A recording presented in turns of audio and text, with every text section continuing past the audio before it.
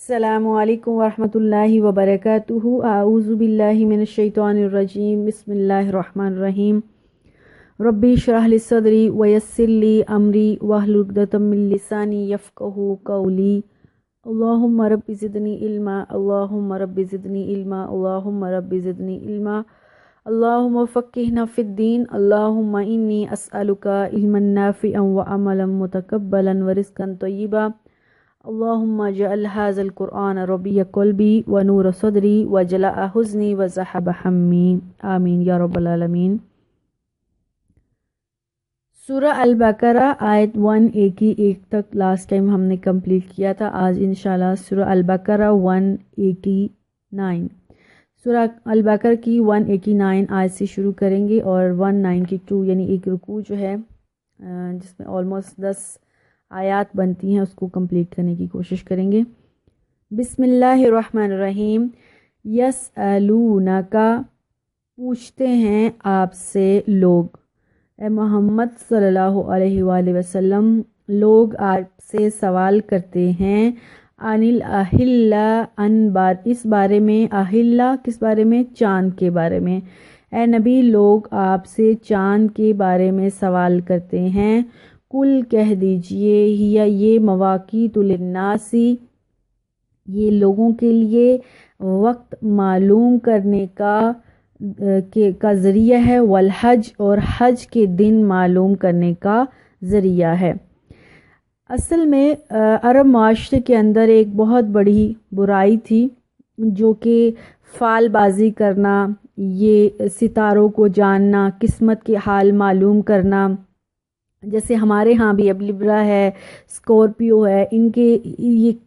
کیا ہوگا ان کی پرسنالٹی کے پیچھے، اور یہ ستارے کیا کہتے ہیں، اور فیوچر میں کیا ہونے والا ہے،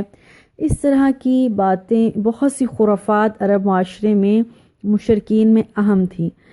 سمجھی جاتی تھیں، اور وہ اس پر بہت بیس کرتا تھا ان کا کلچر۔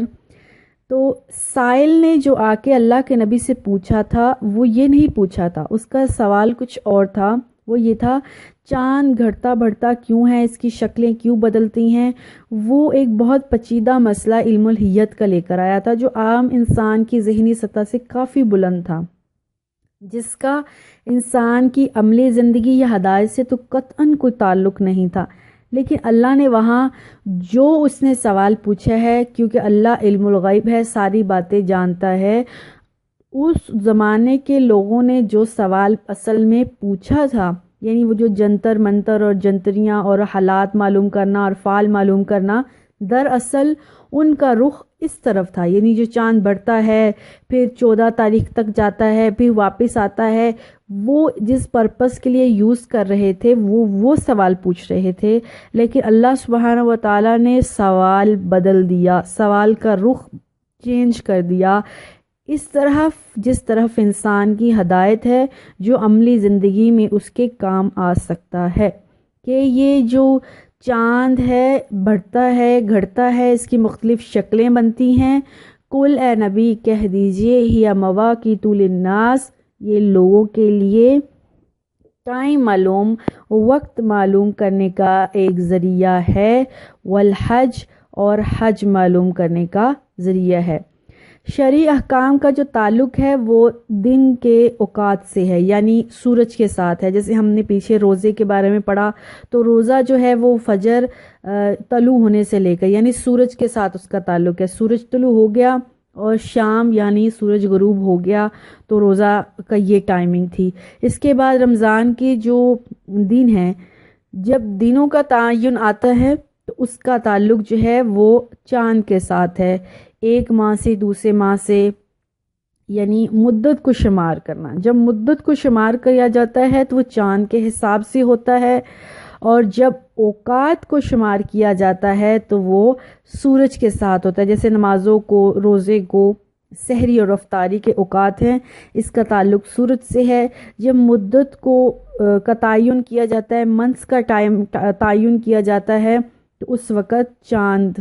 کے حساب سے ہوتا ہے۔ جیسے ماہ رمضان کے ایام ہیں 30 یا 29، جیسے بیوہ یا مطلقہ کی عدت ہے جیسے حمل کی عدت ہے، رضاعت کا ٹائمنگ ہے، زکوٰۃ کا حساب ہے، یہ سب قمری مہینوں کے حساب سے ہوتا ہے۔ اس لیے اللہ تعالیٰ کی جو قدرت ہے وہ ان کے بارے میں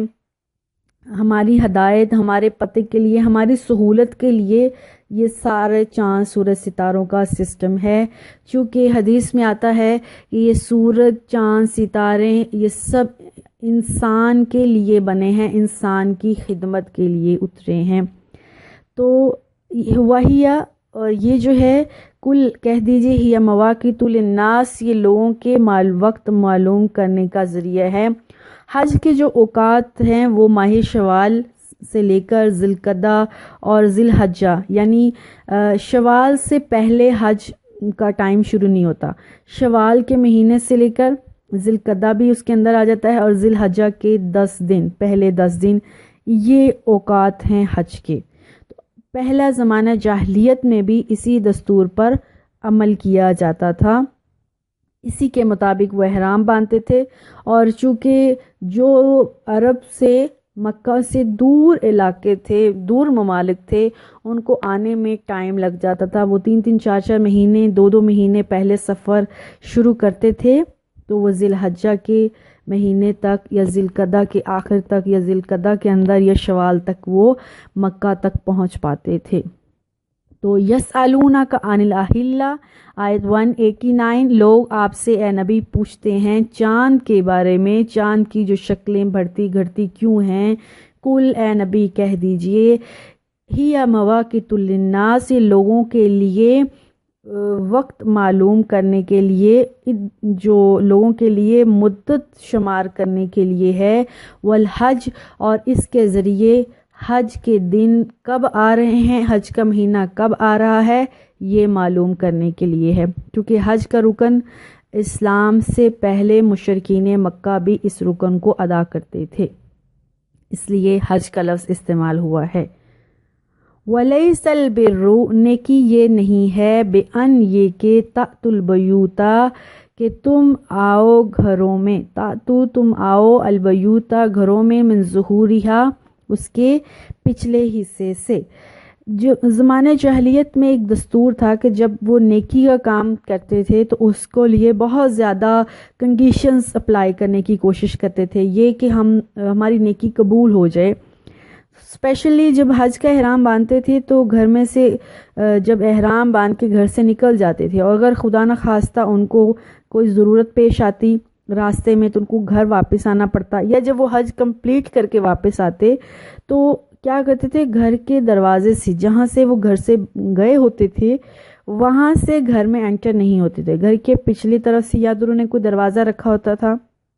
یا وہ پچھلی طرف سے دیوار کو پھلانگ کر گھر میں یا کھڑکی کے ذریعے گھر میں داخل ہوتے تھے، اور یہ وہ نیکی سمجھتے تھے، نیکی کا کام سمجھتے تھے۔ حضرت برا کہتے ہیں رضی اللہ تعالیٰ عنہ، فرماتے ہیں کہ ہم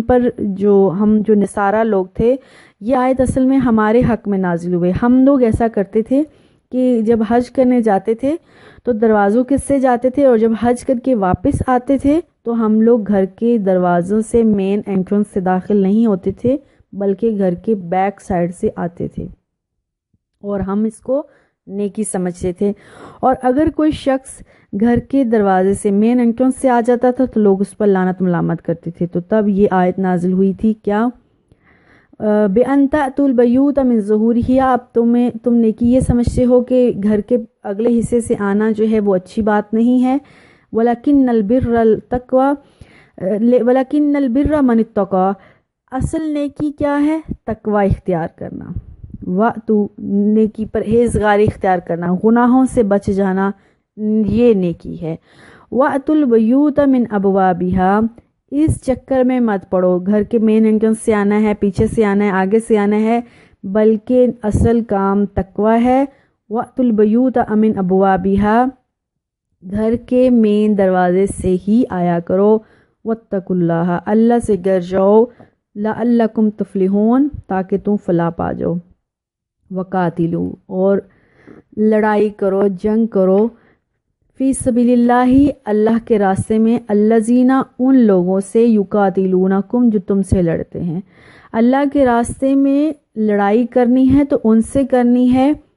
جنہوں نے تمہارے اوپر ظلم و زیادتی کی تھی۔ مکہ میں مسلمان جو تھے وہ بہت زیادہ ظلم و زیادتی سہتے رہے، برداشت کرتے رہے، اور کرتے کرتے پھر اللہ کی اجازت سے مسلمان مدینہ چلے گئے۔ وہاں جا کے مسلمانوں کی ایک ریاست قائم ہو گئی تھی، اب مسلمانوں کی لڑائی کی اجازت مل گئی تھی۔ وہ بھی اس صورت میں اُذِّنَ لِلَّذِينَ يُقَاتِلُونَهُمْ بِأَنَّهُمْ ظُلِمُوا وَأَنَّ اللَّهَ عَلَى نَصْرِهِمْ لَقَدِيرٌ، یعنی مسلمانوں سے کہا گیا تھا جو تم سے لڑائی کرتے ہیں تم نے ان کے ہاتھ روکنے ہیں، ان کے ظلم تمہارے اوپر جو ہو رہے ہیں اس ظلم کو روکنے کے لیے تم ان سے آگے لڑائی کرو، اس چیز کی تمہیں اجازت دی جا رہی ہے، اور اللہ تمہاری مدد کرے گا، اور اللہ اس چیز پر قادر ہے۔ یعنی مسلمانوں نے ابھی تک، اگر ہم اسلام کی ہسٹری کو جاگتے دیکھتے ہیں، جیسے بہت سے لوگ اسلام کو ایک جنگجو دین سمجھتے ہیں، امن پسند نہیں سمجھتے، ان کے سمجھنے کے لیے یہ کافی ہے کہ رسول اللہ صلی اللہ علیہ وسلم نے کوئی جنگ بھی اپنی زندگی میں نہیں لڑی، یا ایسا کوئی غزوہ یا جنگ نہیں ہوئی جس میں مسلمانوں نے پہل کی۔ ہمیشہ کفار نے مسلمانوں پر ظلم و زیادتی ڈھائی، جب وہ ظلم حد سے گزر گیا، بڑھ گیا، ان کے اس ظلمانہ ہاتھ کو روکنے کے لیے، اس ظلم و زیادتی کو روکنے کے لیے مسلمانوں نے آگے سے لڑائی کی ہے، اور یہی جنگ کے آداب ہیں جو دین حق مسلمانوں کو سکھاتا ہے۔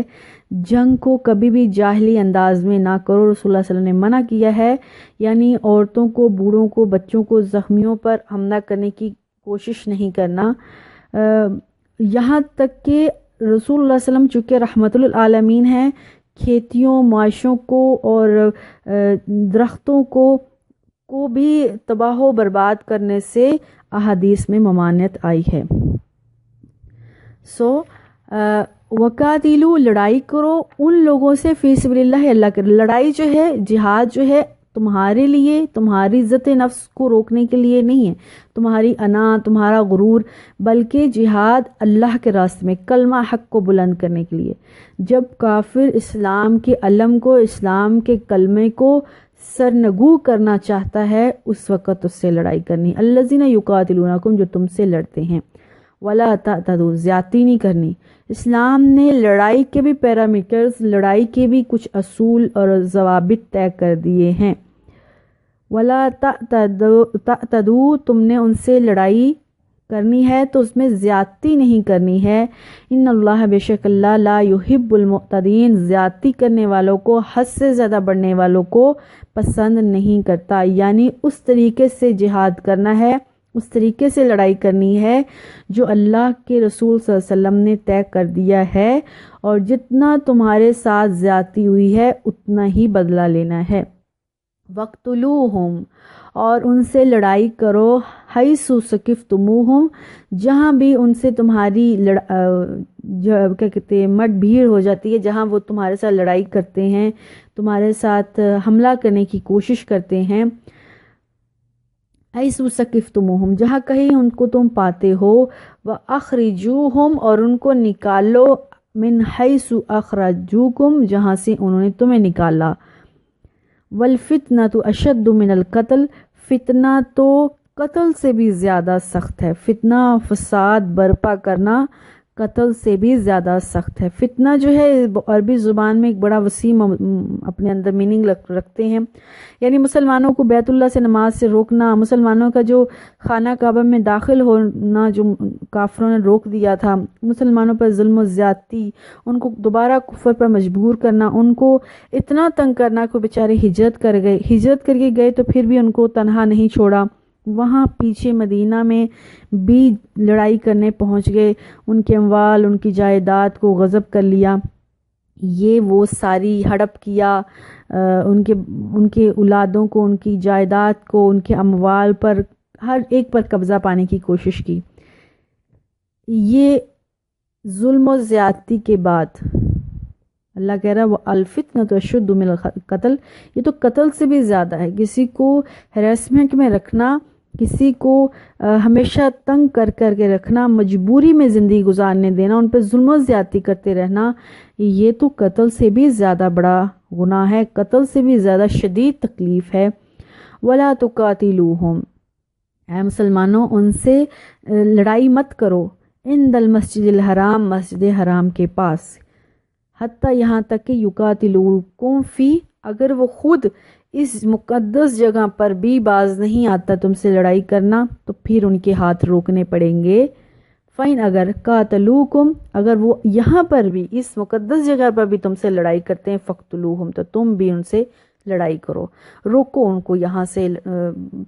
فتنہ، اس مقدس جگہ پر، اس عظیم جگہ پر وہ جو فتنہ فساد پھیلا رہے ہیں ان کے ہاتھوں کو روکو۔ کذالک، اسی طرح، جزاء الکافرین، یہی کافروں کی سزا ہے، یہی نہ ماننے والوں کی سزا ہونی چاہیے۔ فَإِنْ انْتَهَوْا، اگر وہ باز آ جائیں، یعنی جب وہ لڑائی کر رہے تھے مسجد حرام کے پاس، تم لوگوں نے اس کو روکا، وہ رک گئے، فَإِنَّ اللَّهَ، بے شک اللہ غفور الرحیم، تو اللہ بھی بخشنے والا ہے، مہربان ہے۔ وَقَاتِلُوهُمْ، اور ان سے لڑو، حتیٰ یہاں تک کہ لا تکون فتنہ، فتنہ نہ رہے۔ وہ جو اللہ کے گھر میں وہ جو مسلمانوں پر ظلم و زیادتی ڈھا رہے ہیں، وہ جو ہر وقت ہریسمنٹ میں رکھا ہوا ہے مسلمانوں کو، کیا اب مسلمان چپ کر کے ان کے ظلم و زیادتی کو برداشت کریں گے؟ نہیں، تم بھی لڑائی کرو آگے سے، تم بھی ان کو بتاؤ کہ ہمیں ظلم و زیادتی کی جائے گی، ہمارے اوپر ظلم ڈھائے جائیں گے، ہماری جائیدادوں کو، ہمارے اموال کو، ہمارے دین کو، ہمارے اس مقدس گھر بیت اللہ پر جب اتنا ظلم ہوگا، اس کو نعوذ باللہ برباد کرنے کی کوشش کی جائے گی، تو ہم بھی چپ نہیں بیٹھیں گے۔ وقاتلوہم، ان سے لڑائی کرو، حتیٰ یہاں تک کہ لا تکون فتنہ، وہ جو فتنہ پھیلا ہوا تھا وہ فتنہ رک جائے، ویکون الدین للہ، اللہ کے لیے دین ہو جائے، دین اللہ کے لیے ہو جائے۔ فَإِنْ، اگر فَإِنْ انْتَهَوْا، اگر وہ باز آ جائیں، فَلَا عُدْوَانَ، تو اب تم نے ہاتھ آگے نہیں بڑھانا، اب تم نے ان کے اوپر زیادتی نہیں کرنی، إِلَّا عَلَى الظَّالِمِينَ، مگر جو ظالم ہیں، جو پھر بھی رکتے نہیں، باز نہیں آتے ہیں، تو اس صورت میں تم نے ان کے ساتھ جنگ کرنی ہے، ان کے ہاتھ کو روکنا ہے، تاکہ وہ جو فتنہ پھیلا ہوا ہے، وہ معاشرے میں بد امنی پھیلی ہوئی ہے، وہ امن میں آ جائے۔ الشہر، حرامی، شہر عربی میں مہینہ کو کہتے ہیں، شہر مہینہ، حرام حرمت کا، الشہر الحرام، حرمت کا جو مہینہ ہے، بالشہر حرامی، حرمت کے مہینے ہیں، یعنی ماہ حرام میں جنگ کا بدلہ ماہ حرام میں ہی ہوگا، وحرمات قصاص، اور حرمتوں میں جو بدلہ لیا جائے گا وہ برابری کی صورت میں لیا جائے گا۔ فَإِنِ اعْتَدَىٰ، پس جو زیادتی کرے گا تمہارے اوپر، فَاعْتَدُوا عَلَيْهِ، تو تم بھی اتنی زیادتی کرو گے جتنی زیادتی تم پر کی گئی ہے، بِمِثْلِ مَا اعْتَدَىٰ عَلَيْكُمْ، جتنی زیادتی تمہارے اوپر کی گئی ہے۔ وَاتَّقُوا اللَّهَ، ڈر جاؤ اللہ سے، وَاعْلَمُوا، جان لو، أَنَّ اللَّهَ، بے شک اللہ، مع المتقین، متقین کے ساتھ ہے۔ سیدنا ابراہیم علیہ السلام کے وقت سے لے کر عرب میں یہ رواج تھا کہ یہ جو 4 حرمت کے مہینے ہیں، ذی القعدہ، ذی الحج، محرم اور رجب، ان کے اندر عرب جو جنگجو قسم کے لوگ تھے، جنگ و جدال کو بہت پسند کرتے تھے، وہ بھی اس میں جنگ جہاد نہیں کرتے تھے اور ان کو حرمت کا مہینہ سمجھتے تھے۔ ذی القعدہ، ذی الحج اور محرم، یہ 3 مہینے تو انہوں نے حج کے لیے مختص کر رکھے تھے، اور رجب کا مہینہ عمرہ والوں کے لیے کر لیا تھا، اور عمرہ کرنے والے جب امن امان سے سفر طے کر لیتے تھے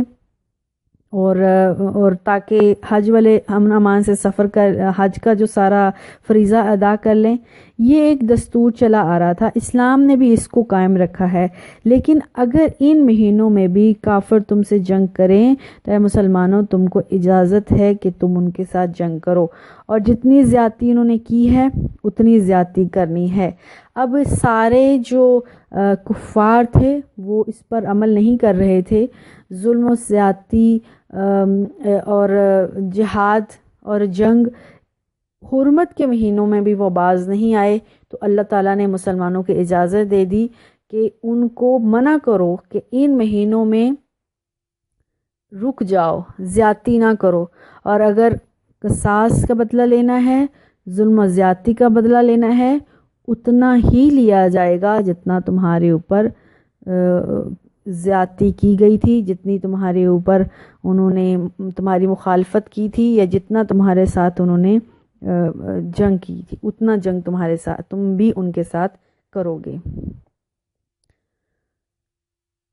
وَأَنفِقُوا، اور خرچ کرو، فی سبیل اللہ، اللہ کے راستے میں، اللہ کے راستے میں اپنا مال خرچ کرو، وَلَا تُلْقُوا، اور نہ تم ہلاکت میں ڈالو، بِأَیْدِکُم، اپنے ہاتھوں کو، وَلَا تُلْقُوا، نہ تم ڈالو، بِأَیْدِیکُم، اپنے ہاتھوں کو، إِلَى التَّہْلُکَۃ، ہلاکت میں۔ اللہ کی راہ میں خرچ کرو، اپنے ہاتھوں کو ہلاکت میں مت ڈالو، وَأَحْسِنُوا، اور احسان کرو، إِنَّ اللَّهَ، بے شک اللہ، يُحِبُّ الْمُحْسِنِينَ، احسان کرنے والوں کو پسند کرتا ہے۔ حضرت یہ جہاد، اب ہم دیکھتے ہیں کہ جہاد، اوپر جہاد کی باتیں ہیں، نیچے اللہ تعالیٰ نے جو اللہ کے راستے میں خرچ کرنے کی باتیں کر دی ہیں، تو اس کے پیچھے ایک واقعہ ہے۔ حضرت ابو ایوب انصاری رضی اللہ عنہ فرماتے ہیں کہ یہ ہم انصار کے بارے میں آیت نازل ہوئی ہے کہ جب جہاد کا وقت تھا، تنگ دستی کا وقت تھا، بہت مشکل حالات تھے مسلمانوں کے اوپر، جب بھی مسلمانوں کے اوپر مشکل حالات آئے، انصار نے ہمیشہ مسلمانوں کا ساتھ دیا۔ ہم دیکھتے ہیں کہ مسلمان لٹے پٹے بیچارے مہاجر مکہ سے مدینہ پہنچے ہیں، تو مدینہ کے جو لوگ ہیں انہوں نے مسلمانوں کو گھر بار میں، کاروبار میں، ہر لحاظ سے ان کی ہیلپ کی، مدد کی، یہاں تک کہ جہاد جیسی مشکلات گھڑیاں بھی مسلمانوں پر آئیں تو انصار نے مسلمانوں کا ساتھ دیا۔ اب جب یہ جہاد سارے ہو گئے، مسلمانوں کی ہیلپ کے چکر میں انصار نے اپنا بہت سا مال جو ہے وہ خرچ کیا، تو حضرت ایوب انصاری رضی اللہ عنہ فرماتے ہیں کہ ہم جو جتنے بھی انصار تھے، ہمارے ذہن میں خیال آیا اور ہم نے اللہ کے نبی سے، مہاجرین سے الگ ہو کر آپس میں بات کی۔ وہ کیا بات تھی کہ اب ہم نے اپنا بہت سا مال اللہ کی راہ میں خرچ کیا ہے جہاد کے تھرو، اللہ مسلمانوں کی ہیلپ کے تھرو، تو اللہ نے اب اسلام کو عزت دے دی، اب اسلام کا نام بلند ہو گیا ہے، اب بہت سے لوگ اور مزید مسلمان ہو گئے ہیں، اسلام کو بہت قوت مل گئی ہے، اب ہمیں اپنے مال کو مزید سنبھال کے رکھنا چاہیے، مزید خرچ نہیں کرنا چاہیے، اور کما کر اپنے مالوں میں وہ جو مال خرچ ہو گیا اس کی تلافی کرنی چاہیے، مزید مال ہم خرچ نہیں کریں گے بلکہ اب اپنے مالوں کو سنبھال کے رکھیں گے تاکہ ہمارے کام بھی آئیں۔ تو اللہ نے یہ آیت نازل کر دی کہ وہ جو باتیں ہم آپس میں کر رہے تھے، اللہ نے قرآن بنا دیا کہ اللہ کی راہ میں خرچ کرتے رہو، خرچ کرنے سے مال کم نہیں ہو رہا، بلکہ تمہارے اس مال کی وجہ سے اسلام کو اللہ نے کتنی عزت دی ہے، اپنے آپ کو ہلاکت میں مت ڈالو۔ ہلاکت سے مراد یہ تھا یہ جو اپنے مالوں کی حفاظت کے پیچھے تم پڑ گئے ہو وہ نہ کرو، بلکہ اپنے مالوں کو اللہ کی راہ میں، اسلام کی اصلاح میں، مسلمانوں کی اصلاح میں، جہاد میں خرچ کرنے کے لیے رکھ دو۔ گویا کہ اب جہاد میں خرچ نہ کرنے والوں کو لیے ایک ہلاکت کا جو ہے وہ حکم آیا ہے، تو اس لیے اوپر جہاد کی باتیں آئی ہیں، نیچے اللہ کی راہ میں خرچ کرنے کی بات آئی ہے۔ تو رسول اللہ صلی اللہ علیہ وسلم نے فرمایا کہ ایسا شخص جس نے زندگی میں کبھی بھی جہاد کا شوق نہیں رکھا، جہاد کی خواہش نہیں کی، وہ شخص ایسا مرا جیسے کہ نفاق کی حالت میں مرا۔ تو اللہ کی راہ میں جہاد کرنے والوں کو مال دینا یہ بھی جہاد کا ایک حصہ ہے۔ جہاد نفس کے ساتھ بھی ہوتا ہے، اپنے وجود کے ساتھ بھی ہوتا ہے، اور مالی امداد دینے سے بھی جہاد میں حصہ جاتا ہے، وہ بھی ایک قسم کا جہاد ہے۔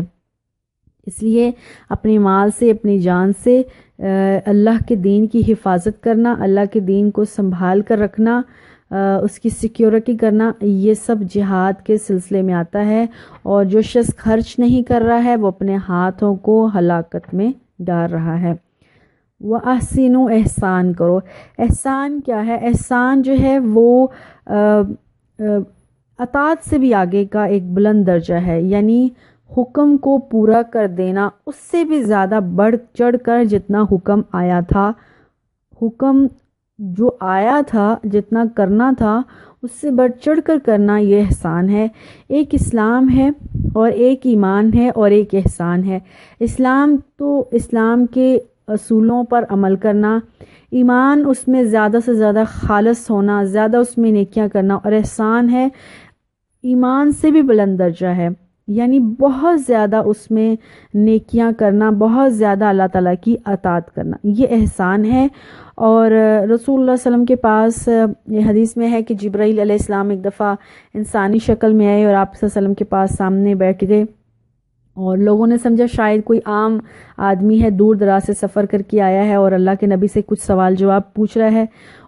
حضرت جبرائیل نے بہت سے سوال اللہ کے نبی صلی اللہ علیہ وسلم سے پوچھے، اس میں سے ایک سوال یہ بھی تھا کہ اے محمد صلی اللہ علیہ وسلم بتائیں ذرا احسان کیا ہے؟ تو آپ صلی اللہ علیہ وسلم نے فرمایا کہ احسان یہ ہے کہ تم عبادت کرتے وقت اس طرح سے کرو جیسے تم اس اللہ کو دیکھ رہے ہو، اگر یہ نہیں ہو سکتا تو ایسے سمجھو جیسے اللہ تمہیں دیکھ رہا ہے۔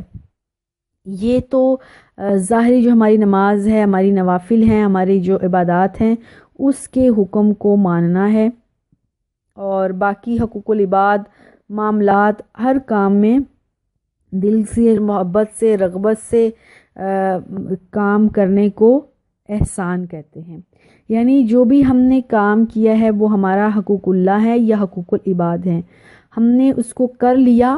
یہ اطاعت ہے۔ لیکن جب ہم نے دل سے کیا، ثواب کی نیت سے کیا، اندر سے خالص ہو کر کیا کہ کرنا تو ہے ہی لیکن میں اس کو ذرا اس انداز سے کرتا ہوں یا کرتی ہوں کہ اللہ مجھ سے راضی ہو جائے، تو یہ احسان ہے۔ تو اللہ احسان کرنے والوں کو پسند کرتا ہے۔ وَأَتِمُّ الْحَجَّ، اور حج کو پورا کرو، وَالْعُمْرَةَ لِلَّهِ، اللہ کے لیے۔ حج اور عمرہ اللہ کی خوشنودی کے لیے، اللہ کی رضا کے لیے پورا کرنا ہوتا ہے، پورا کرنا چاہیے۔ اپنی ظاہری جاہ و جلال کے لیے، اپنے شوف کے لیے کہ لوگ مجھے حاجی کہیں گے، یہ نیت نہیں ہونی چاہیے۔ فَإِنْ أُحْصِرْتُمْ، اگر تم روک لیے جاؤ، فَمَسْتَيْسَرَ مِنَ الْهَدْيِ، تو جو بھی قربانی تم کو ملے، میسر آئے، وہ کر لو۔ وَلَا تَحْلِقُوا رُؤُوسَكُمْ، اور اپنے سر کو اس وقت تک نہ منڈواؤ یہاں تک کہ یبلغ الہدی محلہ، جو قربانی ہے وہ اپنی جگہ پر پہنچ جائے، یعنی قربانی ذبح ہو جائے۔ اصل میں اس آیت میں اور آگے دو جو آیات آ رہی ہیں اس میں صلح حدیبیہ کا سارا واقعہ ہے۔ رسول اللہ صلی اللہ علیہ وسلم جب ہجرت کر کے مدینہ گئے ہیں تو اس سے ہجری سال شروع ہوتا ہے، تو پہلا ہجری سال تھوڑا امن سے گزر گیا، دوسرے ہجری سال میں کفار نے پیچھے جا کے مسلمانوں پر حملہ کیا کہ مسلمان تو مدینہ میں جا کے شاید چین سے بیٹھ گئے ہیں، تو اس جنگ کو، جو پہلی جنگ اسلام کی ہوئی ہے مدینہ میں مسلمانوں کے جانے کے بعد، 2 ہجری میں ہوئی۔ 3 ہجری میں کفار نے پھر دوبارہ حملہ کیا، اس جنگ کا نام غزوہ احد تھا۔ 4 ہجری میں چھوٹی موٹی جنگیں ہوتی رہیں، کوئی بڑی جنگ نہیں ہوئی۔ 5 ہجری میں غزوہ خندق یا غزوہ احزاب ہوا۔ جو غزوہ بدر تھا اس میں مسلمانوں کی تعداد 313 اور کفار کی 1000 تھی، جو کہ کفار کی مسلمانوں کی تعداد سے بہت زیادہ تھی، لیکن اللہ کی فتح کی وجہ سے، اللہ کی مدد اور نصرت کی وجہ سے مسلمان جیت گئے، کامیاب ہو گئے۔ کفار میں جیلسی تھی، حسد تھا، ہار گئے۔ نیکسٹ ایئر وہ پھر تیاری کر کے آئے۔ 3 ہجری میں جو غزوہ ہوا اس کا نام احد تھا، اس میں مسلمانوں کی تعداد 1000 اور کفار کی تعداد 3000 تھی۔ اس مسلمانوں کی 1000 تعداد میں سے بھی صرف 700 رہ گئے۔ 300 جو تھا وہ مدینہ میں ایک منافق تھا، عبداللہ ابن ابی بن سلول، اس نے اپنے 300 بندے الگ کر لیے کہ جہاد میں جان کٹانی پڑتی ہے اس لیے گھر کو چلتے ہیں۔ اور احد میں مسلمان 700 تھے اور کفار 3000 تھے۔ اس جنگ میں مسلمان جیتے بھی اور ہارے بھی، درمیانی سی جنگ رہی، نہ کافر جیتے نہ مسلمان جیتے، البتہ مسلمانوں کا نقصان کافی زیادہ ہوا۔ 4 ہجری میں اگر کوئی بڑی جنگ نہیں ہوئی۔ 5 ہجری میں جو کفار مکہ تھے، چونکہ جو پہلی جنگ تھے وہ بھی ہار گئے تھے، دوسری جنگ میں بھی کوئی حتمی فیصلہ نہیں ہو پایا کون جیتا کون ہارا۔ اب انہوں نے نہ صرف خود تیاری کی بلکہ پاس جتنے بھی کنٹریز یا شہر تھے ان سب کو کہا کہ ہم سب مل کر جاتے ہیں مسلمانوں کو مدینہ میں مارنے کے لیے، مسلمانوں کے خلاف جنگ لڑنے کے لیے۔ چنانچہ اس سال 5 ہجری میں غزوہ خندق جس کو کہا جاتا ہے، کافر 10,000 کے لشکر کے ساتھ مسلمانوں پر حملہ آور ہوئے اور مسلمان صرف 3,000 تھے، لیکن اللہ کی مدد سے سلمان فارسی جو ہے فارس سے تھے رضی اللہ تعالی عنہ، انہوں نے رسول اللہ علیہ وسلم کو مشورہ دیا کہ ہم لوگ تعداد میں کم ہیں، اس ایسی حکمت عملی اپناتے ہیں جس طریقے سے ہم مسلمانوں کے اوپر فتح پا لیں۔ تو انہوں نے شہر کے سائڈوں پر کھدائی کر کے ایک اپنی حفاظتی ایک باؤنڈری بنا دی، اتنی کھلی جو ہے وہ کھدائی کی کہ کافر اس کو پار بھی نہیں کر پائے اور مسلمانوں پر حملہ بھی نہیں کر پائے۔ چنانچہ وہ جنگ نہیں ہوئی اور اللہ کی مدد اور نصرت ایسی آئی کہ بہت تیز آندھی آئی اور کفار کے جو تھے خیمے تک اڑ گئے، ان کی ہانڈیاں چولہے پہ پڑی ہوئی اڑ گئی، اور 1 مہینہ تک وہ محاصرہ کر کے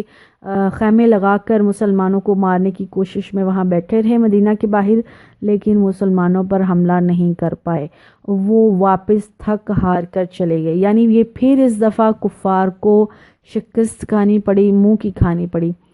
اس جنگ کے بعد ہم دیکھتے ہیں آگے قرآن میں اللہ تعالیٰ فرماتے ہیں کہ اللہ تعالیٰ نے مسلمانوں کو کہا تھا کہ اب اس دفعہ اگر کافر آئے یعنی احزاب کی جنگ میں، تو اس کے بعد دوبارہ کافر اگر ہار کر چلے گئے تو کبھی مسلمانوں کی طرف منہ نہیں کریں گے، اور ایسا ہی ہوا۔ 5 ہجری کے بعد غزوہ خندق کے بعد پھر دوبارہ کفار نے مکہ کی طرف مدینہ کی طرف منہ نہیں کیا مسلمانوں پر حملہ کرنے کے لیے، کیونکہ وہ ہار گئے تھے، واپس چلے گئے تھے۔ یہ جو آیت ابھی ہے ہم پڑھنے والے ہیں 196، یہ صلح حدیبیہ کی بات ہے۔ یہ 6 ہجری میں یعنی غزوہ خندق اور غزوہ احزاب 5 ہجری میں ہوا۔ اگلی 6 ہجری میں رسول اللہ صلی اللہ علیہ وسلم کو خواب آتا ہے کہ میں خانہ کعبہ کا طواف کر رہا ہوں۔ آپ نے صحابہ کو جب یہ بات بتائی، سارے صحابہ رضی اللہ تعالیٰ عنہ بہت زیادہ خوش ہوئے، ایموشنل ہو گئے، اپنے دوبارہ شہر آبائی شہر جو تھا مکہ جن کو چھوڑ کر آئے تھے وہاں جانا چاہتے تھے۔ چنانچہ اللہ کے نبی تقریباً 1400-1500 مرد اور عورتوں کے ساتھ تیاری پکڑ کے کہاں گئے ہیں؟ مکہ کی طرف جا رہے ہیں، مکہ کی زیارت کرنے۔ لیکن کیا ہوا، ابھی راستے میں پہنچے ہیں تو حدیبیہ اس جگہ کا نام ہے۔ حضرت مسعود بن مخزومہ کی یہ ایک لمبی چوڑی حدیث ہے جس کا مفہوم بتانے لگی ہوں کہ بدیل بن ورقہ الخزائی ایک شخص تھا قریش، وہ قریش سے بھی نہیں تھا، ایک مکسر سا آدمی تھا۔ وہ آیا اللہ کے نبی کے پاس، انہیں اللہ کے نبی کو آ کر روکا، کہا کہ قریش آپ سے لڑائی کرنا چاہتی ہیں، آپ بیت اللہ نہ جائیں، اگر آپ چلے گئے تو آپ سے لڑائی کریں گے اور آپ یہ جو تھوڑے سے لوگ ہونا مرا جاؤ گے، نعوذ باللہ من ذالک۔ تو اللہ کے نبی نے کہا ہم یہاں لڑنے نہیں آئے، ہم تو عمرہ کرنے کے لیے آئے ہیں۔ تو لیکن اس چکر میں انہوں نے مسلمانوں کو، اب یہ جو ساری ابھی ہم بات پڑھیں گے اس کے اندر یہ ساری سٹوری یہ ہے کہ کفار نے مسلمانوں کو مکہ نہیں پہنچنے دیا، بار بار کبھی ایک شخص کو، کبھی دوسرے شخص کو، کبھی تیسرے شخص کو، ڈفرینٹ بڑے بڑے سرداروں کو انہوں نے اللہ کے نبی کی طرف بھیجا۔ مقصد یہی تھا کہ اللہ کے نبی کسی طرح مکہ نہ پہنچ پائیں۔ ان کے دل میں خوف آ گیا تھا کہ جیسے آگے ہم پچھلے سال 5 ہجری میں غزوہ خندق میں وہاں جا کے ہار کر آئے ہیں، اب یہ تھوڑے سے مٹھی بھر جو مسلمان ہیں، چونکہ اللہ ان کے ساتھ ہے، اللہ کی نصرت اور فتح مسلمانوں کے ساتھ ہیں، کہیں یہ مکہ میں آ گئے تو ہماری ساری ڈھاک اور ریاست ہے اور جو سیاست ہے وہ ملیا میٹ ہو جائے گی اور یہ مکہ کی ریاست پر قبضہ پا لیں گے۔ یہ خوف ان کے اندر تھا، کفار کے اندر تھا، انہوں نے مسلمانوں کو مکہ میں داخل ہی نہیں ہونے دیا۔ اللہ کا حکم بھی آ گیا، سورہ الفتح میں ساری تفصیل ہے صلح یہ حدیبیہ کی، اس واقعہ حدیبیہ کی۔ ان شارٹ اللہ نے حکم دے دیا کہ اب چونکہ تم روک لیے گئے ہو، کافروں نے تمہیں روک دیا ہے، تمہیں وہ مکہ پہنچنے نہیں دے رہے، ایسی صورت میں جب حاکم وقت یا کوئی مشکل آ جاتی ہے یا کوئی بیماری آ جاتی ہے یا کوئی اس طرح کا حادثہ ہو جاتا ہے، آپ احرام باندھ کے حج یا عمرے کا ارادہ کر کے مکہ کی طرف چل پڑتے ہیں، لیکن آپ کسی بھی مجبوری کے تحت حج یا عمرہ نہیں ادا کر سکتے، تو ایسی صورت میں اس حج یا عمرہ نہ ادا کرنے کا کفارہ یہ ہے کہ آپ قربانی دیں۔ اگر آپ قربانی نہیں کر سکتے تو آپ کسی کے اور ذریعے سے قربانی فراہم کی جائے کر لیں، یا پھر اپنی قربانی کو خانہ کعبہ تک پہنچا دیں، خود نہیں جا سکتے کسی کے تھرو پہنچا دیں۔ سو اللہ کے نبی کو یہ حکم ہوا کہ فَإِنْ أُحْصِرْتُمْ، اگر اب تم روک لیے گئے ہو، تمہیں مکہ میں جانے کی اجازت نہیں ملی، آیت 196 میں پڑھنے لگی ہوں، وَأَتِمُوا الْحَجَّ وَالْعُمْرَةَ، اللہ اور کے لیے حج اور عمرہ، اللہ کی خوشنودی رضامندی کے لیے حج اور عمرہ کرو۔ فَإِنْ، اگر اُحْصِرْتُمْ، تم روک لیے جاؤ، فَمَسْتَيْسَرَ مِنَ الْحَدْيِ، جو بھی قربانی تم کو ملتی ہے وہ قربانی کر لو۔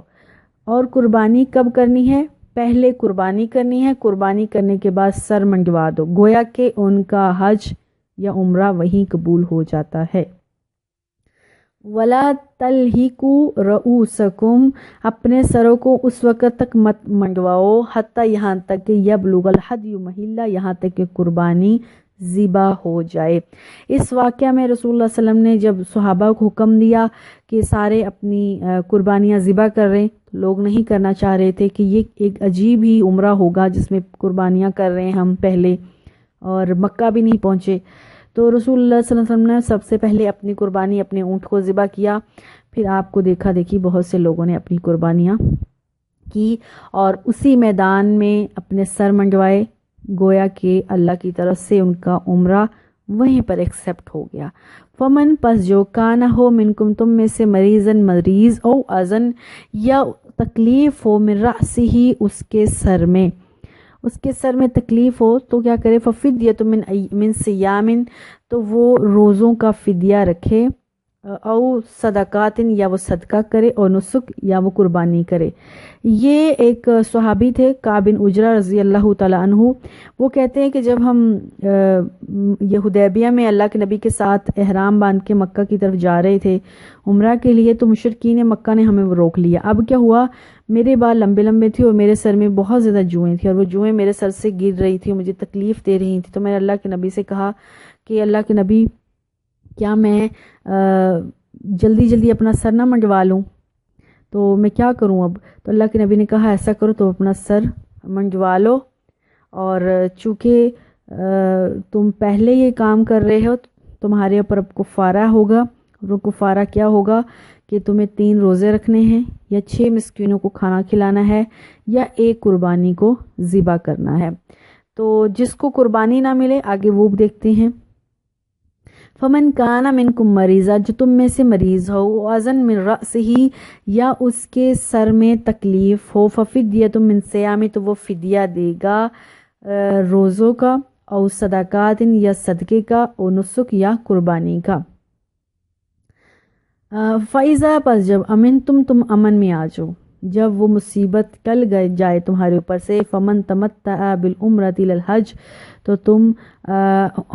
حج تمتع کرو، یعنی عمرہ کے ساتھ حج کرو، ومستیسر من الہدی، جو بھی قربانی تم کو میسر آئے۔ اب اس وقت جس سال مجبوری میں تم حج نہیں کر پائے، عمرہ نہیں کر پائے، تو اس میں تو تم قربانی کرو گے، اگلے سال یا کچھ سالوں بعد جب تمہیں موقع ملے، جب امن نصیب آئے، تو تم حج کرنے مکہ کی طرف جاؤ، تو تم نے حج بھی کرنا ہے اور عمرہ بھی کرنا ہے۔ حج تمتع، جو حج ہے وہ 3 طرح کا ہوتا ہے، 3 اقسام ہے حج کی، حج تمتع، حج قران اور حج افراد۔ حج تمتع یہ ہے کہ ایسا حج جس میں حج اور عمرہ کا احرام باندھا جاتا ہے، یعنی سب سے پہلے عمرہ کا احرام باندھا جاتا ہے، عمرہ کرنے کے بعد احرام کھول دیا جاتا ہے، اور عام حالت میں انسان آ جاتا ہے، پھر جب حج کے دن آئیں، وہ 10 دن بعد آئیں، 20 دن بعد آئیں، جب بھی آ جائیں پھر دوبارہ حج کا احرام باندھا جائے اور پھر حج کیا جائے۔ تمتع کا مطلب ہوتا ہے آسانی، یعنی عمرہ الگ کرے گا اور حج الگ کرے گا، الگ الگ سفر کرنے کی ضرورت نہیں، ایک ہی سفر میں حج اور عمرہ دونوں کر لیا جاتا ہے۔ اور عمرہ کرنے کے بعد جب آزاد ہو جاتا ہے پھر احرام کی پابندیاں ختم ہو جاتی ہیں اور آسانی پیدا ہو جاتی ہے ایک حاجی پر، وہ حج کے لیے دوبارہ احرام باندھتا ہے۔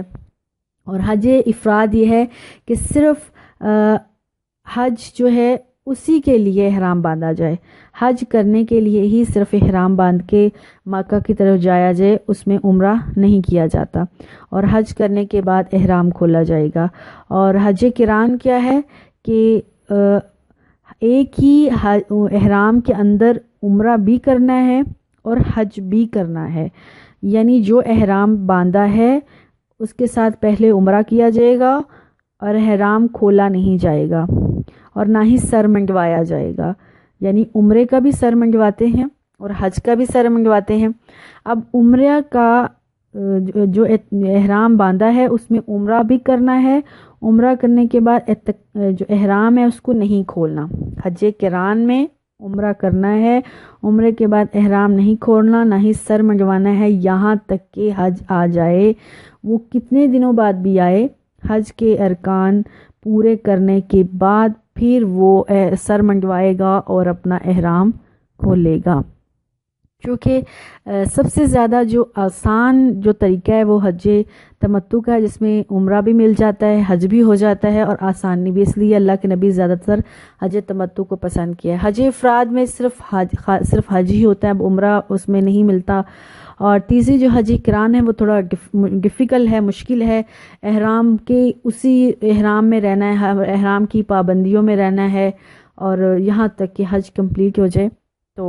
یہ تھوڑا ڈیفیکلٹ قسم کا حج بن جاتا ہے، پابندیاں زیادہ آ جاتی ہیں۔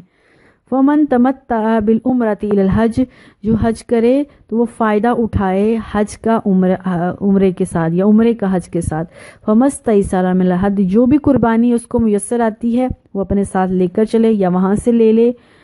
فمن، پس جس کے لیے لم یجد، سے جس کے پاس قربانی نہیں ہو، اب یہاں سارا اللہ تعالیٰ حج کے طریقے کو بتائے گا، حج کس طرح سے کیا جائے گا۔ جو شخص قربانی نہیں کر سکتا ہے یا جس کے پاس قربانی نہ ہو، وہ کیا کرے؟ فَصِيَامُ ثَلَاثَةِ أَيَّامٍ فِي الْحَجِّ، وہ حج کے دنوں میں ہی 3 روزے رکھے گا۔ وَالسَّبْعَةٍ إِذَا رَجَعْتُمْ، اور وہ 7 روزے جب اپنے گھر میں واپس آ جائے گا تب رکھے گا۔ تِلْکَ عَشْرَةٌ کاملہ، یہ 10 روزے ہوں گے۔ جس کے پاس قربانی نہیں ہے وہ کیا کرے گا؟ وہ 10 روزے رکھے گا۔ 3 روزے تو وہ اسی وقت رکھ لے گا جب وہ اللہ کے گھر میں ہے حج کے دنوں میں، اور وہ کون سے 3 روزے کب رکھے گا؟ 9 ذی الحجہ، یعنی عرفہ تک وہ رکھ لے گا۔ 9 ذی الحجہ، عرفہ، جس دن حج پڑا جانا ہے، عرفہ کا جو دن ہے اس سے پہلے وہ 3 روزے رکھ لے، اور باقی جو 7 روزے ہیں وہ حج سے فراغت کے بعد جہاں کہیں بھی اس کا گھر ہے واپس آ کر وہ 7 روزے رکھے گا۔ یہ وہ شخص ہوگا، ذالک لمن لم یکن اہلہ حاضر المسجد الحرام، جو مسجد حرام کے پاس رہنے والا نہیں ہے، یعنی جو مکہ کا باشندہ نہیں ہے، مکہ کے رہنے والا نہیں ہے، وہ 10 روزے اس طرح سے رکھے گا، 3 عرب میں ہی، مکہ میں ہی، اور 7 جو ہیں وہ واپس گھر آ کر۔ لیکن جو مکہ کا رہنے والا ہے وہ 10 کے 10 روزے وہیں رکھے گا۔ واتقوا اللہ، اللہ سے ڈرو، وَاعْلَمُوا، جان لو، ان اللہ، بے شک اللہ، شدید العقاب، سخت سزائیں دینے والا ہے۔ یہ احکامات ہیں، یہ اللہ کی حد بندیاں ہیں، ان کو اسی طرح سے کرنا ہے جیسے اللہ سبحانہ و تعالی نے حکم دیا ہے۔ اللہ سے دعا ہے اللہ ہمیں اپنے گھر کی زیارت نصیب کرے، ہمیں بھی حج کے یہ مقامات دیکھنے، ان زیارتیں کرنے کی توفیق دے، ان ارکان کو پورا کرنے کی توفیق دے، صحیح جو طریقہ رسول اللہ صلی اللہ علیہ وسلم نے یا قرآن نے ہمیں کہا ہے، اللہ ہمارے لیے آسانیاں کرے، آمین۔ والسلام علیکم ورحمۃ اللہ وبرکاتہ۔